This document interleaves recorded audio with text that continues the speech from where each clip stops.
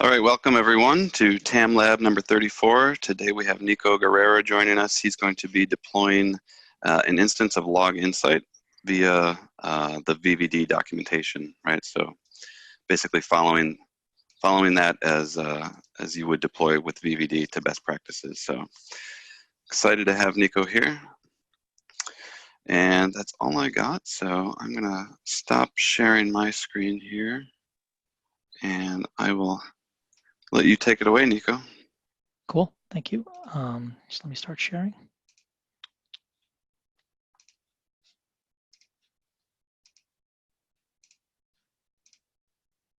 How's that look? It looks good. Great. So thank you for joining me, everyone. One thing I thought would make a good TAM lab is talking a little about our VMware validated designs. So my customer asks me a lot of questions on how they should be doing things in their environment. Things like, we have to deploy new vCenter and PSCs, best practices on that. How do we do that? We want to deploy VROPs in a clustered capacity. What's the best way to do that? And I always link them back to this documentation, just because it's very easy to follow. It's on our Docs VMware site. If you just search VMware validated designs in Google, it'll come up. And we're on 5.1 right now.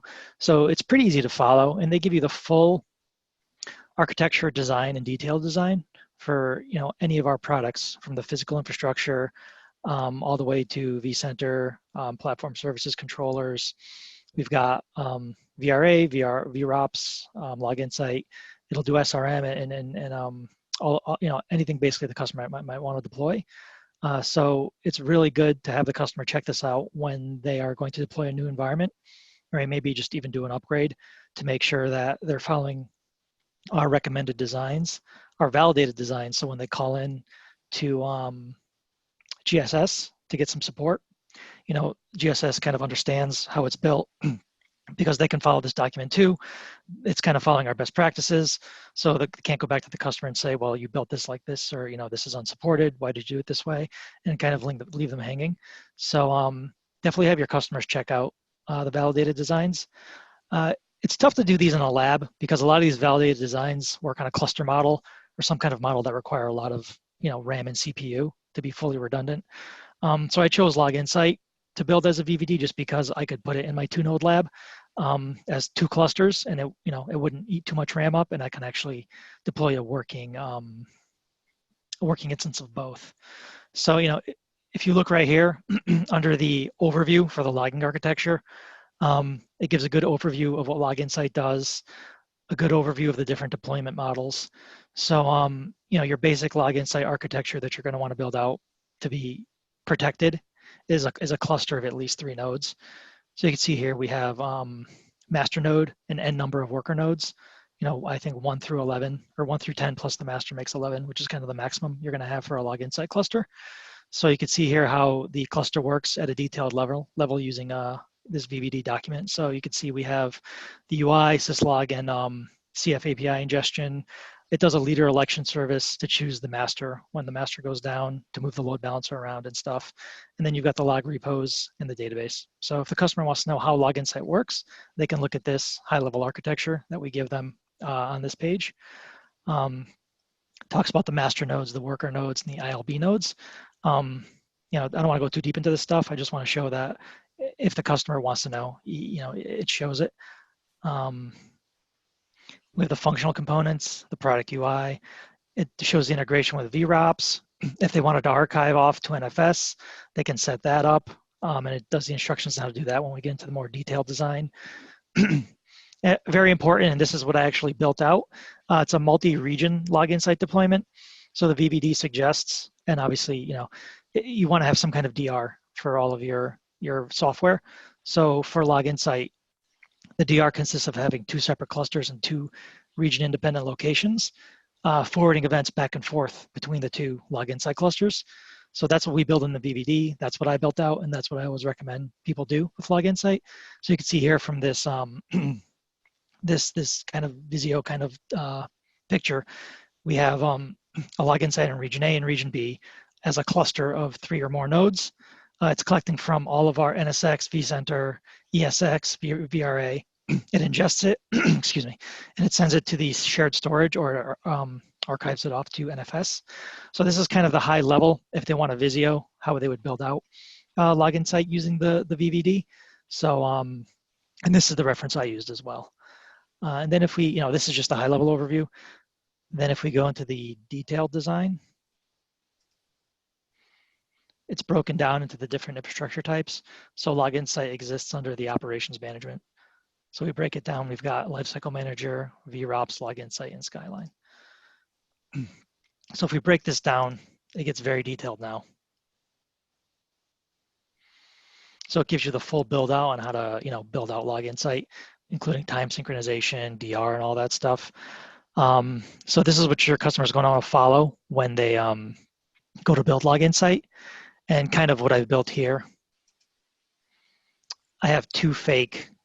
I mean, it's in the same vCenter, but it's, I have Hartford and Portland, which I kind of made up as two separate geographic regions. And I deployed a 3-node login site cluster in each quote unquote region. So we have a master node denoted by M and 2 workers denoted by W in each region. So we have a 3-node cluster in one region and a 3-node cluster in the other region, collecting from those regions. That's kind of how I built it out. And then I built out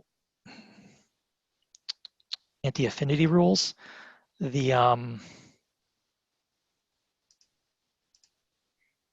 Here we go. So if you look in the VVD design, it tells you to use anti-affinity rules to keep all of the individual nodes off of the same ESX hosts. That way, if you have an ESX failure, the other login site nodes will continue to collect, and you won't have a massive failure of all 3 nodes if they decide to reside on the same ESX host. So the VVD shows you how to break it out that way. So we have some redundancy there. I don't actually have it moved because I don't have enough nodes to break out of it, but I'm still able to create the anti-affinity rule to separate the virtual machines. And you'll see that as you start doing the build. It'll give you sizing of the nodes depending on how much you plan on ingesting.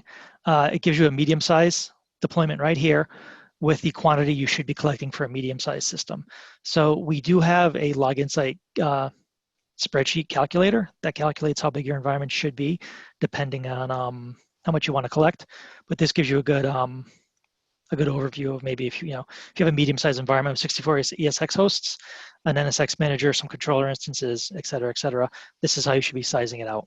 So it won't leave the customer totally in the dark. They can kind of look at this and compare their environment to this and see if they have to grow up or grow down depending on their login site instance. Gives a lot of information on does anyone have a question? Okay, it gives a lot of information on how it ingests and the size of messages per day. So if you pull in X amount of events over X amount of time, it shows you how much you'll ingest in one day for Linux and Windows. It's really good to get a calculation of how much you're going to ingest before you actually start building it out and ingesting and find out maybe you don't have enough space and you have to add more. And we have all these design decisions that we chose, STDC design decisions, the ID and the implication.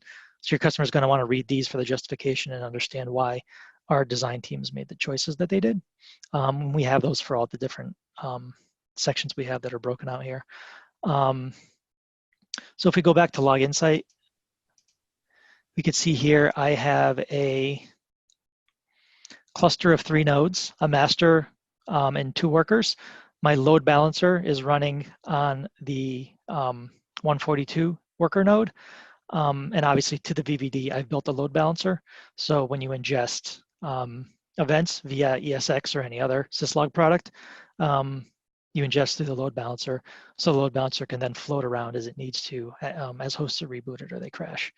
So, basic VVD here, 3 nodes. And then I've got another cluster. Actually, I've configured Active Directory as per the VVD.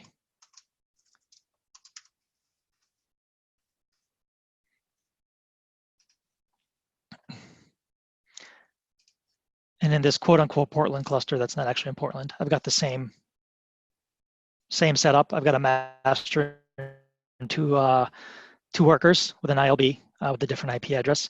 So, these are working in tandem. And the most important part for any VVD build like this is the event forwarding.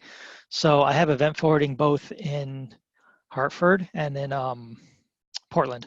So you can see here, I'm sending my events to my DR location in my main log insight cluster, and I'm sending my DR events to my production cluster in my DR cluster.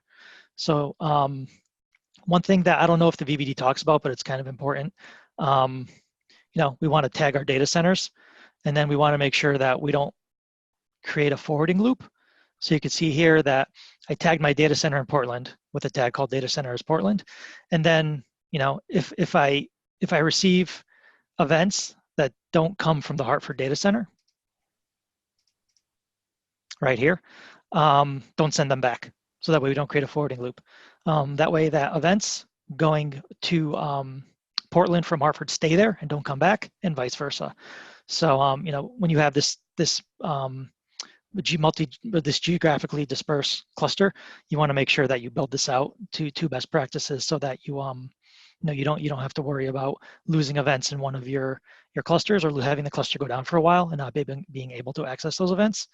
There's a few different ways you could do DR. I think this is the most simple way. You can also just kind of back up the virtual machines. You could do other different kinds of forwarding. You could literally have just a cluster in your DR location that just pulls in nodes from events from production and does nothing else. And then you have a separate cluster in DR that just handles DR events. You have to use a little more resources for that. A lot of customers don't really, at least the ones I've talked to, don't really warm up to that idea. So I think it's a good idea to kind of do this cross forwarding. You save resources and you still have HA for your events. So that's kind of how we do validation there.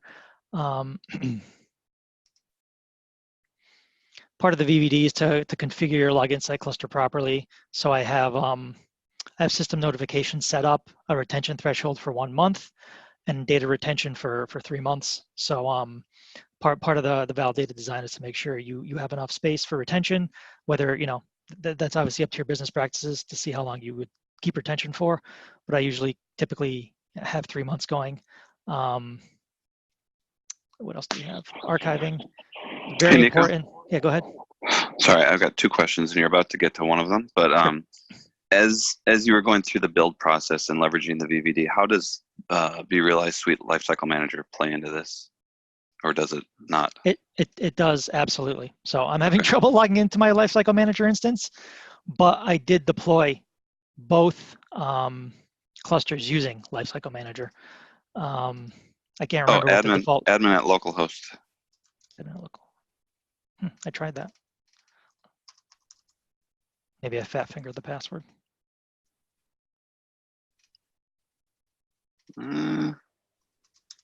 Might be just the default. Sometimes I've seen it, where it fails to take the change. There we go. Yeah. Cool. It's goofy. Thank you so much. So the good thing about Lifecycle Manager is that it will deploy clusters for VROPS or VRA according to VMware validated design as best it can. So you can create a new environment. I have these 2 environments here, Log Insight DR and Log Insight Production. They're both built using Lifecycle Manager. So I basically built a 3-node cluster. Let's see if I can go to the configuration. Is it still the case where you can't leverage Lifecycle Manager unless you own the whole suite? I think Lifecycle Manager was quote unquote free if you own the whole suite. I haven't heard anything different since then. Okay. But yeah, I still think you have to own the suite. Whoa. Yeah. Sorry guys. So you could see here, based on the JSON that I exported, it kind of builds it based on input parameters, but it will build it based on the VMware validated design. So when you go in and you create a new environment, I don't want to fill all this out, but we'll do it quickly.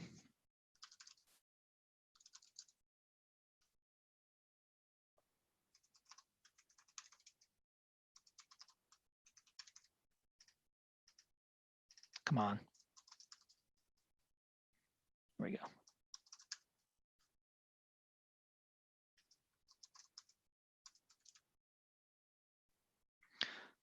So for vRealize Log Insight, you've got standalone deployment type. You can choose the version. send you the documentation, of course. And then if you do a new install,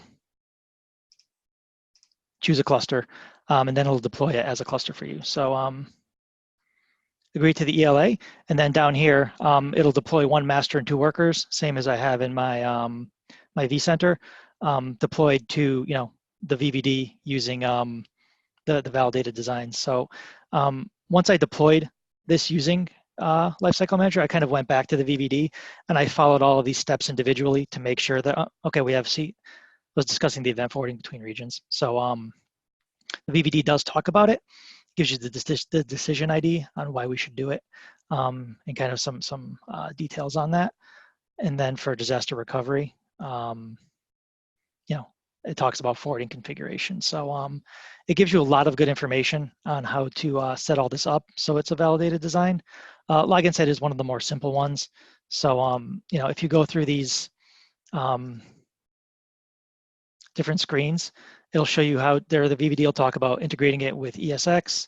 So you can see here I have one Log Insight instance collecting from one host and the other Log Insight instance collecting from the other host.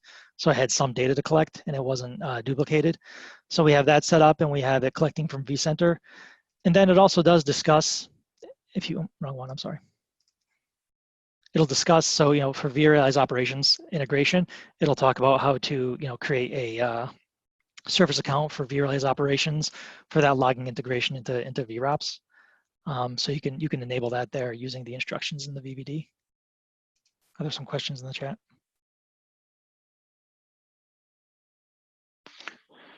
Yeah, so Sunny asked, using the VVD, does it make troubleshooting easier for customers when they do have problems?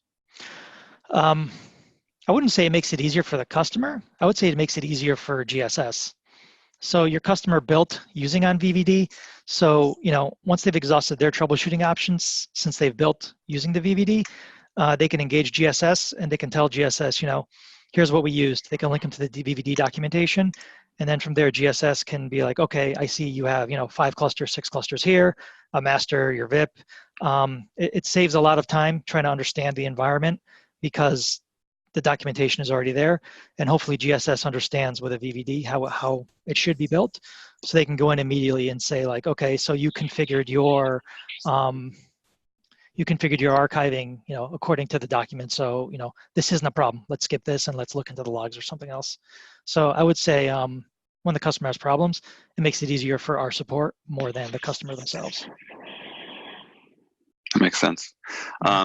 So yeah, then I have a question regarding archiving, and I'm hoping you kind of explain this, because when I first started leveraging Log Insight, a couple of years ago, I thought, oh, archiving, it'll just circular logging and roll those logs off to the slower storage, but it should still all be available through the UI. And I kind of found out that's not at all the case. So yeah, if you could explain it, I think that would be very helpful.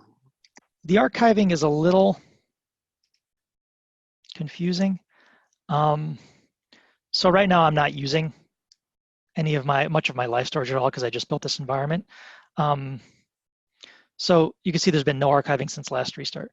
So the way I understand archiving is that once the live storage fills up, it'll do a last in, first out. So the older events will move off into archive storage, making room for newer events. So obviously, if you didn't have archiving on, the live storage would fill up and start dumping the oldest events. So your stuff that's 3 months old, 4 months old, 5 months old. The reason we want archiving, obviously, is either for maybe some kind of HIPAA, SOC, some kind of PCI, or just because you want to have the ability to look back, 1-2 years, just in case something goes wrong and it could be traced back to something that somebody configured 5 months ago. We want archiving on. So with the archiving on, at least you do quote unquote lose those events. They do move out of the live storage and they do go into the archive, and they go into buckets based on, I think, the year and the month and the day. And then those buckets are kind of broken up depending on the date. So in that case, once you fill up your live storage, you are technically dropping events, but those events are supposed to be dropped onto the slower storage. I've seen times where the live storage isn't full yet, but the archiver will start archiving. I don't know the exact design decision they did for that. Maybe it's preparing to make room or something like that. But yeah, I do have in my other lab where my live storage is probably not completely full yet. It has started archiving very small amounts. So it must have some decision based on some kind of analytics that it says, okay, I've got X amount of space left. I'm going to start archiving now. So when it starts filling up, we have the archive going. That's the way I've noticed it work. Is there anything different you've noticed from that, Steve? No, I think everything you said was absolutely spot on. The biggest challenge though is when you want to read from the archive, you have to like go basically grab those buckets or those packages and re-ingest them into some other log insight environment if you don't want them going back into your production one. You know what I mean? So it can be a pain. At least that's my understanding as far as how to get the data back in. It's a pain, but I can't. Other than it reading the archive storage and bringing it back, I really don't know any other better way to.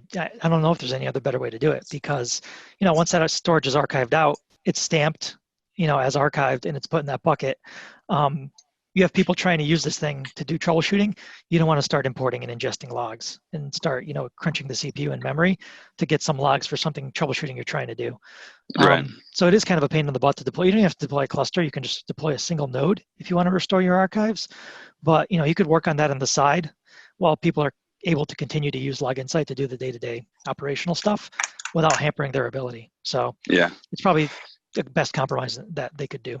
Yeah, no, I mean, it makes sense. I just feel like we don't do a great job of explaining how it works up front because I think a lot of customers are like, oh yeah, we'll turn that on and just send all the older stuff to slower storage, not realizing that it's no, you're it's right. kind of just for a last case scenario or last. When I started using Log Insight in 1.0 at my customer, I started archiving and then we had to restore something and I'm poking around looking for the restore archives button somewhere in here. Yeah. And I actually had to talk to Steve Flanders, and I think because Log Insight was so new at the time, and he was like, yeah, you have to deploy a new cluster and just import. And I'm like, oh, like how do you import? And there was no Log Insight importer. You had to like run commands in like the actual virtual machine. And it was a huge pain in the butt. So at least they've made it easier. I think there's an importer now, like an actual you can download from our download site. But it was really wonky back in the day. So just to go over a few more things. I think for VVD, we recommend Identity Manager, but I don't know anyone that uses Identity Manager. We tried to force customers to use Identity Manager, like I think last year. I remember we deprecated AD, and it went when I did my Log Insight TAM Tech Lead talks.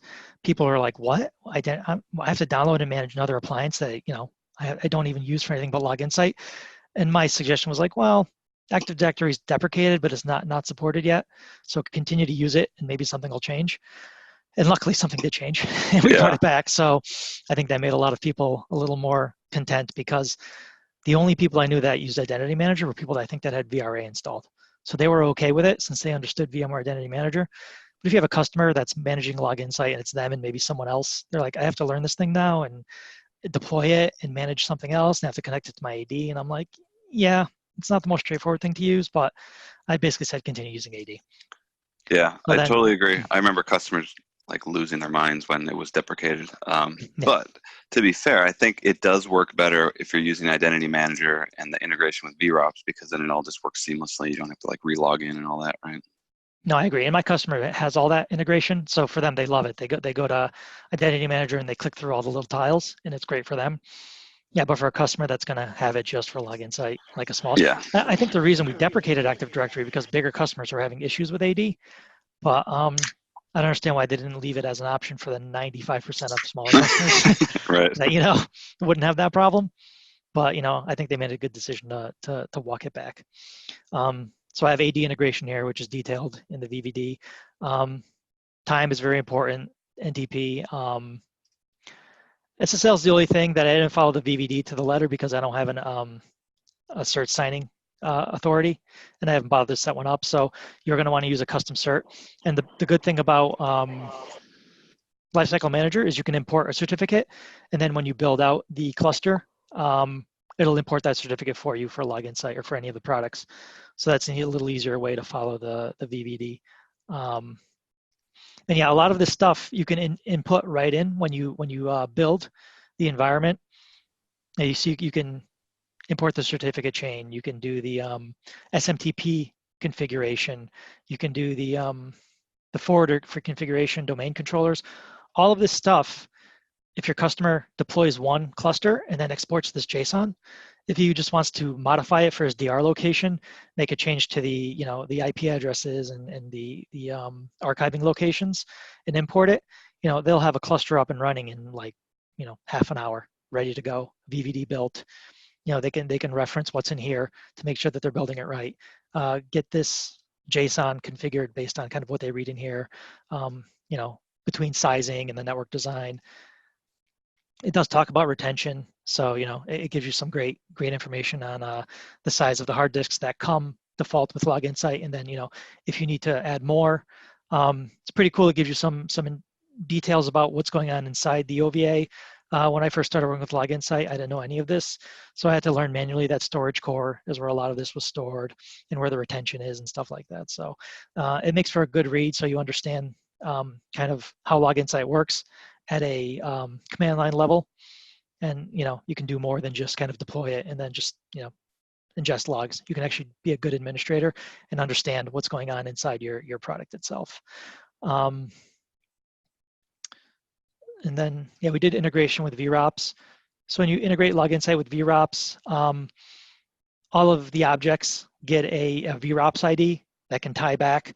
So if you query Log Insight, it'll tie back to the VROPs ID, and you can see that it's an ESX host, or it's vCenter, or it's a VM. So it does make the logic and context a little more easier to use. So we do suggest this in the VVD, and it's something that I think is very important to have just from a troubleshooting perspective if you have VROPs. And so we have all the design decisions here for each different one. It does talk about content packs.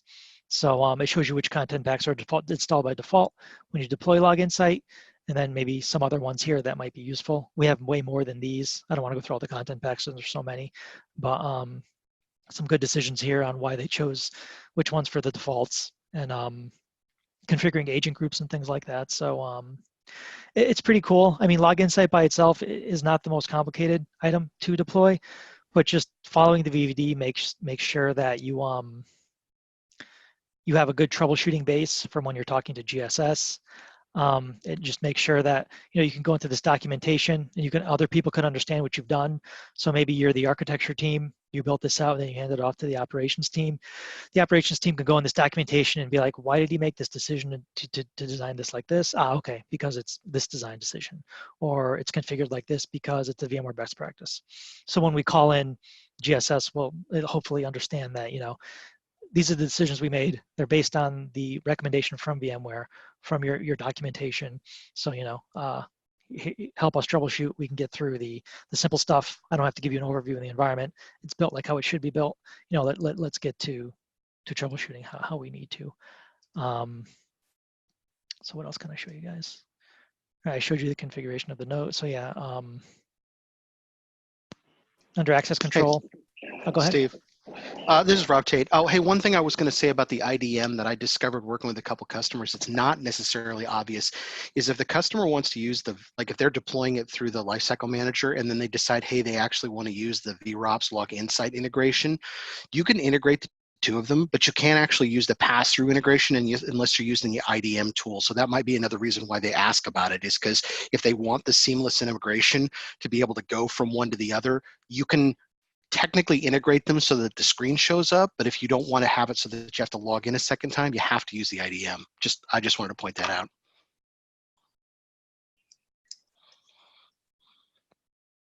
Cool, good to know, thank you. So through our AD Authenticate integration, I have a special group that I made in AD that I'm a part of. So then I have super admin access, which is detailed out.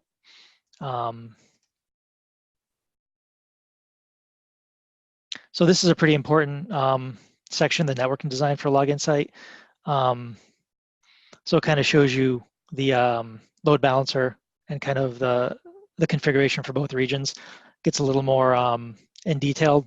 So if your network team asks, what kind of IPs do you need, what kind of layout do you thinking of doing for these clusters, you can show them this and work with them to kind of get that going. Kind of understand that you need subnets in both regions. You're going to need a VIP in the same subnet, and it kind of shows you all of the different IPs and fully qualified domain names you'll need for just a 3-node deployment. So same as I have here under my cluster. I put DNS, I have a master, I put 2 workers, and I put the VIP for a total of 4 IPs that I needed. So between the 2 clusters, that was 8 IPs that I had to request. If I was an operator, I would know here, just from the start, I can come here and say, okay, so for a 3-node cluster in 2 geographic regions, I'll need 8 IPs. For each additional worker, I'll need another IP. And if I want to deploy to different other regions, I'll need more clusters or more IPs for that cluster. So it's a lot of stuff that we think we have to do and we think about, but just being able to read up on it before you start the deployment and understand it and go through it and be able to take notes and be like, okay, here's what we're going to need from each, here's the storage I'm going to need from the storage team. Here's the IP range I'm going to need from the team, the networking team, and go from there. Makes things a little easier for the operator. It makes a lot of things a little easier for the architect, at least, when he's going through that. Question? Oh, yeah, I guess kind of. So I was just going to call out that whenever I've deployed this with customers, they're always a little surprised at the overall storage footprint that it requires. I mean, it makes sense if you think about it. Mm-hmm. But it's relatively large. So if they're spinning this up in a management cluster, make sure they have enough storage space. And hopefully they're doing a full VVD and they've got vSAN and all that. But I mean, it is pretty big from a storage footprint perspective. Yeah, and make sure the customer understands that it's not, if you have a 3-node log insight cluster, it's not, if 3 terabyte 3-node log insight cluster, it's not 3 terabytes per node. It's 1 terabyte per node for a total of 3. Because I've had talked to some customers with very, very large deployments. They're like, we can't deploy log insight. It needs 5 terabytes per node. That's ridiculous. Your competitors don't do that. And I'm like, 15 terabytes. Why are you doing 15 terabytes? I think that's over the configuration limit. They're like, well, we need 5 terabytes, so it needs 5 terabytes for each node. And I'm like, no.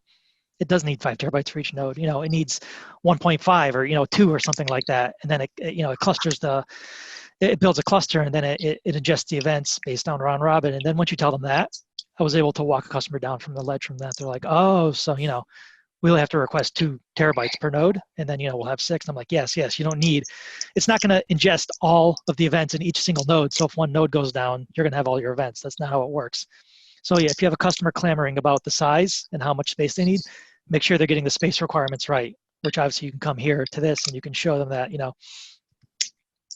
to size your resources for this size environment. Here's the calculations you could do. You can send the customer to the spreadsheet. We have the spreadsheet in our documentation. You can just plug in the numbers, and I think it uses all these numbers, and you get some good output. So if you have a customer saying that I can't afford the storage, it's too expensive, make sure they actually have the right numbers, because that could save you a log insight deployment, which it did for this customer I talked to, because once they were talked down and understood that they only needed to deploy 2 terabytes instead of 5 per host, they deployed it right away and they got it working, and they were pretty happy with it. Hey, Nico, one other thing. If you can go back to Log Manager. Yeah. One of the things I noticed, and I'm hoping it's maybe fixed in here, but can you resume that test deployment? I can, yeah. What I found was that as you're going through, and let's say you're spinning up a 3-node log insight cluster, it didn't have the ability to specify, okay, this node is going to go to this data store, this node will go to this data store. It just said pick one data store. And if you're doing thick provisioning and you have a standard of 2 terabyte data stores, you're going to need more than that, right? So, we had to basically do thin provisioning, let it deploy, and then change it to thick afterwards for performance purposes. Gotcha. When I deployed my I just deployed this. This is the latest version of Lifecycle Manager, and I deployed this I think 2 weeks ago. And so when I was deploying the individual nodes, I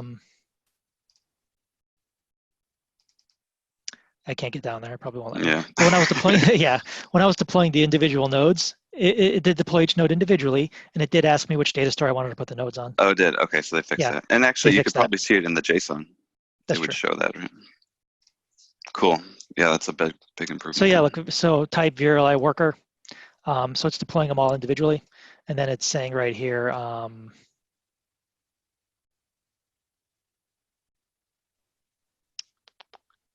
here we go, ESX host, esx02.home.lab, disk format thin.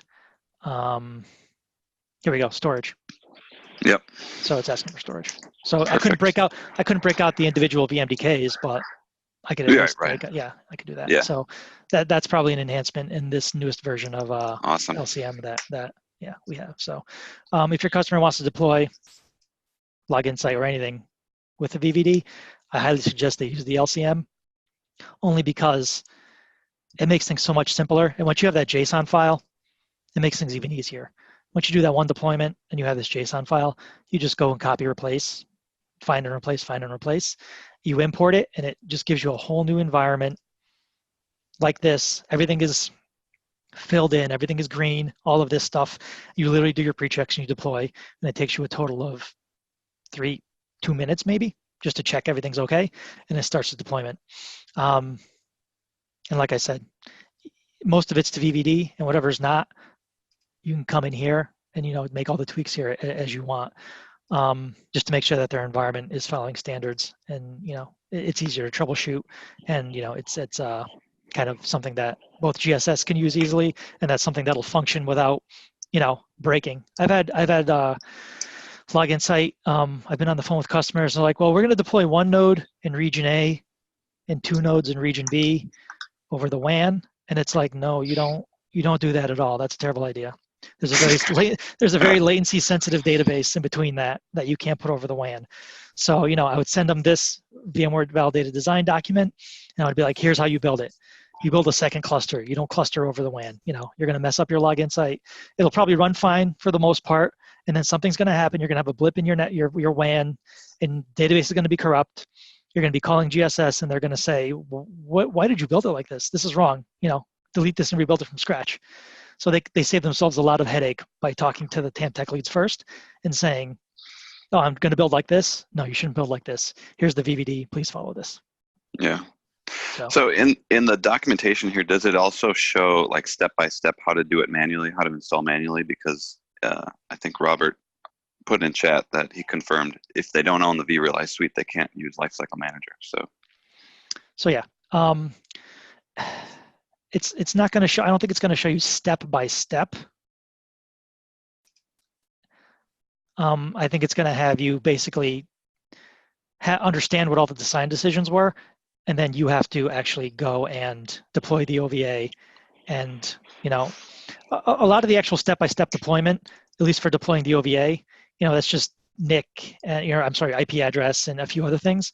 It's kind of hard to mess that up.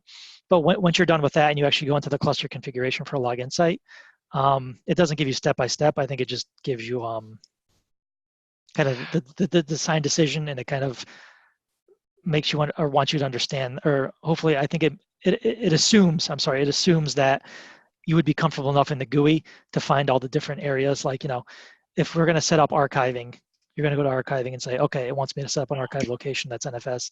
It's not going to actually say, click on archiving, enable the archiving button until it turns green, and it's not going to do that. But it's going to say, if you want to use archiving, make sure your NFS is this big, and it's going to assume that the administrator or the architect has enough wherewithal to be like, okay, archiving, okay, this is where I do the archiving, this is where I set it up. Yeah. I guess that's where the value in that's probably what the value is in Lifecycle Manager. It's going to do all this stuff for you. So right. Yeah. Well, we used to have in older versions of VVD, and maybe they got rid of it, but we used to have detailed PDF documents that was like deployment guide for region A, and it literally went through step by step. It was like 500 pages. So maybe that's just not integrated in the VMware Docs user interface here. Maybe that's in PDF. the actual PDF or something. Yeah. Yeah. I'm actually just going through and actually download the whole PDF, but I went through this whole thing when I was deploying my nodes, and I didn't see anything about step by step. You know what I mean? So It might be something we have, but it might be, like you said, in the PDFs where they actually have a little more room to detail it all out, because this is actually the detailed design. Yeah. So And you can see Okay. here, we don't have any really step-by-step.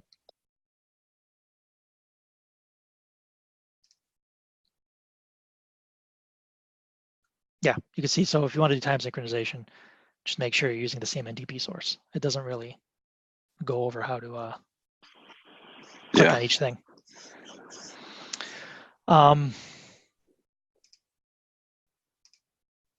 So yeah, that's everything I had, guys. That's about a good 45 minutes that I wanted to fill up. You guys asked a lot of good questions. Does anyone want me to show anything that I have set up here, or have any additional questions on anything that I might not have covered, or anything your customers I might have ask? one. Yeah.